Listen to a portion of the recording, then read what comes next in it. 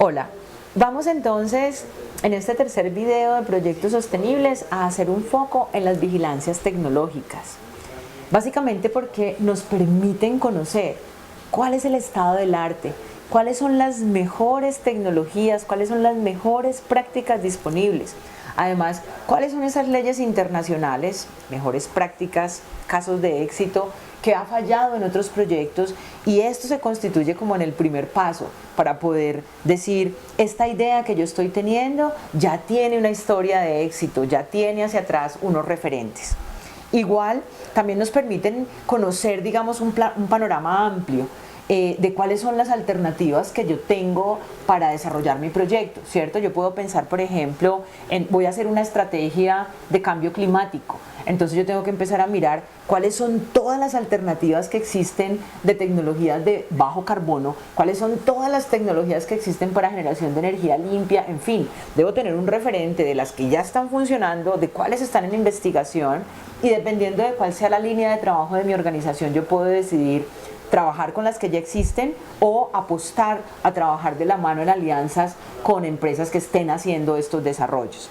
Igualmente, esto me permite a mí darme una entrada importante para la estrategia de inversiones, porque conociendo ya qué ha pasado, yo puedo saber qué costos han tenido, por ejemplo, para seguir la misma línea, por kilovatio producido, cuánto me cuesta a mí hoy en día trabajar el tema, por ejemplo, de energía solar. ¿Cierto? Si yo tengo un referente y sé que hoy en día puede costar alrededor de $900 por kilovatio, pues yo puedo tener una sensibilidad desde el inicio de mi proyecto si esta tecnología aplica o no para mi empresa o para lo que estoy proponiendo. Entonces esos datos y hechos ya probados también pueden ser un referente importante para mi análisis financiero.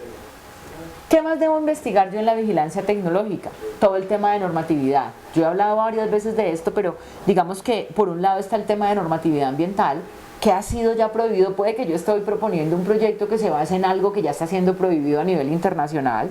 También puedo mirar qué ha pasado a nivel tributario, si en Colombia existen hoy en día beneficios tributarios para mi proyecto, o si no existen, pero existen en otra parte, y con eso yo puedo empezar una labor de lobby, una labor de impulso, digamos, a través de las asociaciones en Colombia, para que la normatividad en Colombia asuma esos beneficios tributarios que hoy en día están presentes en otra parte. Y obviamente yo tengo que mirar normativa específica, ¿cierto? Para cada uno de los campos. Si mi tema es energía, ¿cuál es la normatividad de energía? ¿Cuál es la normatividad de energía en mis referentes? Si el tema es logístico, ¿cuál es la norma que aplica en ese sentido?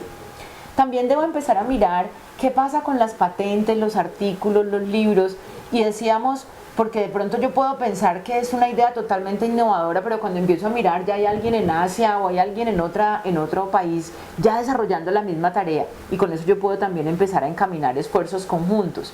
¿Qué casos de éxito? ¿Qué problemas han existido? Y aquí hay una parte súper importante de las vigilancias tecnológicas, y es que cuando yo tengo algunas preguntas, oye, y si yo hago esto, impacto positivo el medio ambiente, pero ¿cómo impacto la calidad de mi producto?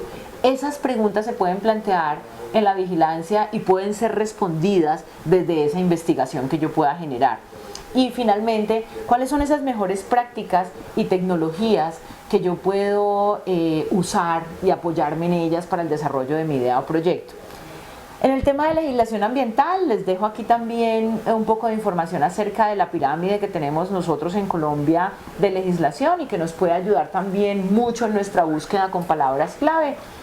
Y también queda en la presentación unos links que tenemos en este momento y que usamos dentro de la asociación o en las consultorías que hacemos, porque allí sobre todo, más que la legislación actual, tenemos que ver qué proyectos de ley están en este momento en ejecución que también impacten mi proyecto. Entonces hay páginas como el ANLA, hay páginas como las superintendencias, como la ANDI, como la UBME, que nos entregan permanentemente todos esos proyectos de ley donde nosotros podemos también intervenir y apoyar para que los proyectos que nosotros estemos gestionando puedan salir adelante.